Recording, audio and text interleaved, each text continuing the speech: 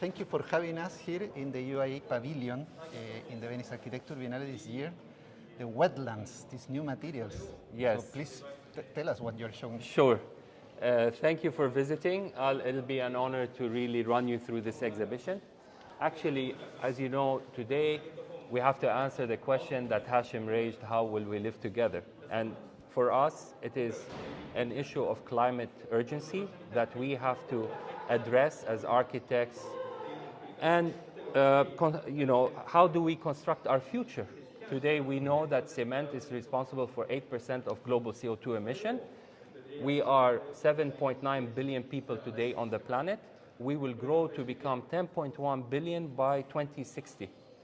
This growth is still unimaginable using cement.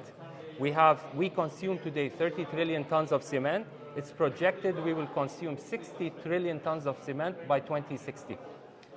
So we started looking at what is an alternative, what possible solutions do we have to solve this problem. The problem of cement is converting limestone to lime. It emits CO2 in the chemical reaction. So it's a geological problem related to the geography. So what you see here, we started looking at the local geography in order to find what other possible binder we can use in the cement other than CaO, which is lime. Very strong image. Yeah, these photos are taken by Emirati artists based in New York, Farah Al-Qasimi, and they strongly show the tension between the natural, the industrial modernization, and the struggle, the constant struggle between us and nature. You know, we are growing. The planet is finite, and we are consuming. And how far can we go with this consumption? So what we found fascinating in this in this geography are this cementitious layer on the top part of the sabkha. And as you look here, you can feel it's a very strong material that actually is hundreds of years old. This is built by layer after layer after layer. This is the living environment that actually also absorbs CO2. 1 square meter of this sabkha can absorb more CO2 than 1 square meter of rainforest. Okay. So you look at the GCC and you say, oh, they have no trees. They have captured the carbon in a different way. They capture the carbon, and the landscape is different. This is a landscape at the end. So landscape is not always this perception of green or tree. So then with further research, we learned that, you know, Siwa, the city of Siwa, which is on the border of Egypt, yes, is all built from sabkha blocks.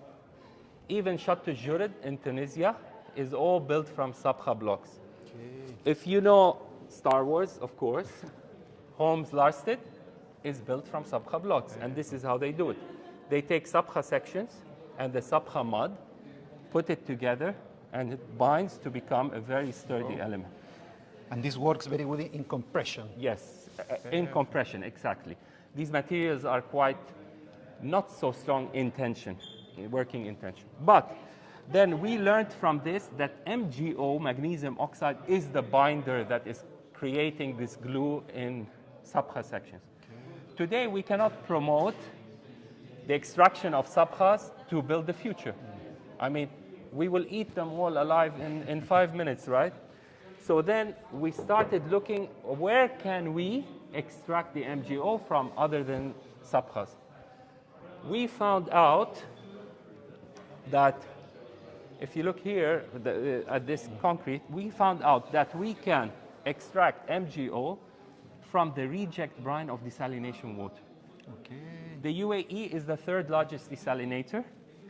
The GCC as a whole is responsible for 55% of global desalination and produces the equivalent of 5,600 Olympic-sized swimming pools daily of reject brine that is thrown back into the sea.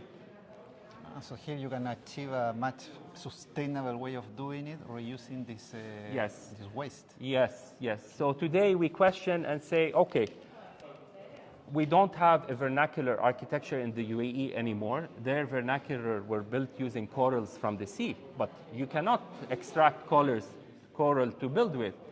But our future vernacular could be our industrial waste. We look at industrial waste as an asset or a material that we can use. So all these samples, these tests, do you do them on site? I've brought them here? No, all these are done in Venice. Okay. Yes, proof of concept. We wanted to prove, and we didn't want to negate our topic. We are talking about CO2, we are talking about locality, we're talking about sensibility. Creating a 10-ton structure in Dubai, shipping it here, just doesn't make any sense. Architecture has to be produced locally. But also this shows that this is also something in a way scalable. You can Right. apply it to other regions. Right, right. The beauty is we did a prototype in Tokyo, we did a prototype in Dubai, we did a prototype in Venice. Each one looks different. Why? This, what you see, this prototype is actually raising a very simple question. Yeah? This prototype is, we know cement as a modern material has certain environmental impacts and disasters. But what are also the impacts of modern architecture in the production of space, right? Where has culture gone? Where has identity gone? How can we bring that back? What is the relationship of the architect to the building? What is the relationship of the architect to the material?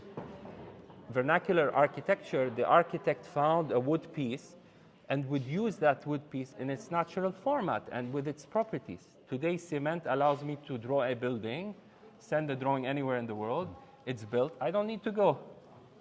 This relationship with material is gone.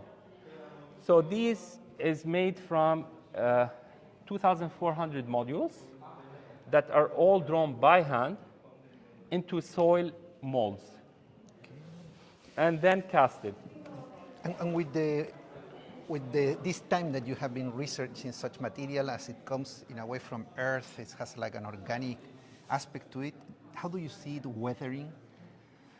Actually, what you see as a finish on top of the material is not the base of the material. The base of the material is these products here. So these are the base of the material. This material has no crystal growing on it. This is a permanent, insoluble material. But there, I'll explain later, what we wanted to do is that we wanted also to think of architecture beyond the structure and the finish, like the paint or the texture. So we sprayed it with a mix of different minerals that we find in the UAE geography. Okay. So it becomes a living environment. And it's actually, these crystals are growing because there's high humidity in the environment of Venice. And what is these fibers that it has? Of course, you need a fiber to help bind cement. These are natural fibers. In Dubai, we used fibers from the palm weave. Okay. So in a way, you have seen how you can adapt. Is it the palm in the Right. Gulf? Here you find something different, Yes. but at the end it's the same principle. Yes, exactly. So this module, 2,400 pieces, it seems very organic, but yet it is very structured. Yeah, and the structuring is not in the exact location of each module. Workers can work freely to select a module and put it together, but it is built through conversations also. I have to talk to you to put something together. I can't do it alone.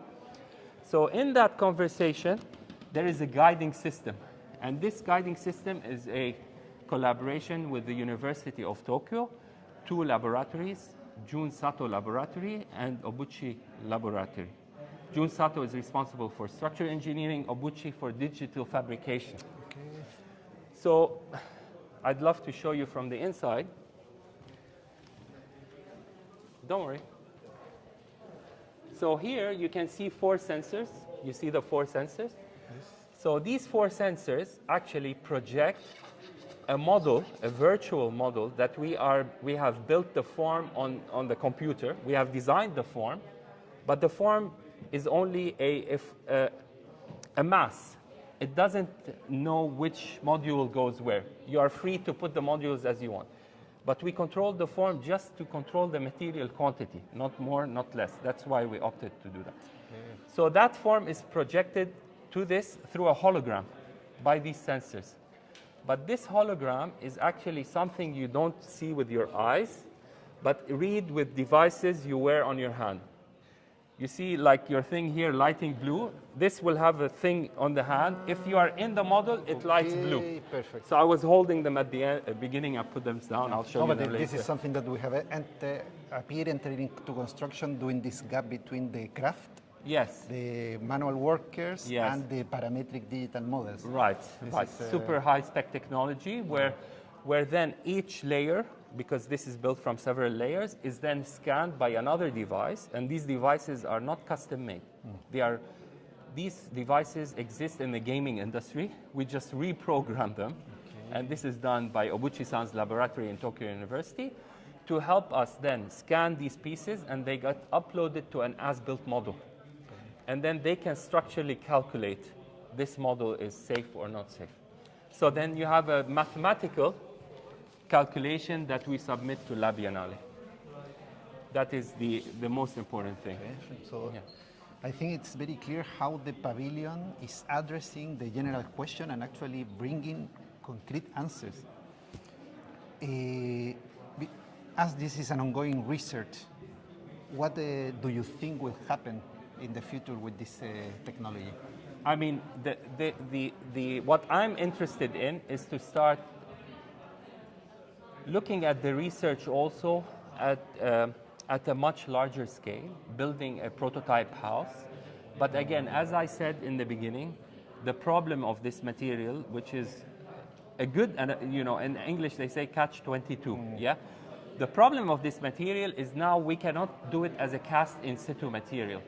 And the reason why is that it needs to absorb carbon to solidify CO2. It needs to absorb CO2. To do that, we have to put it in carbon chambers. So then we can only do that as a precast units. So I am interested in the next step in the research to scale it up to precast housing unit, because that I am sure we can do. It is not difficult at all. And at the same time, see how can we start to do this in a cast in situ process. Because to win, you need to give the developer or the constructor what he wants, speed and scale, right? Otherwise, it remains a poetic gesture. So the more real it becomes, I think the better it will have impact in promoting its use. Thank you. Thank you very much.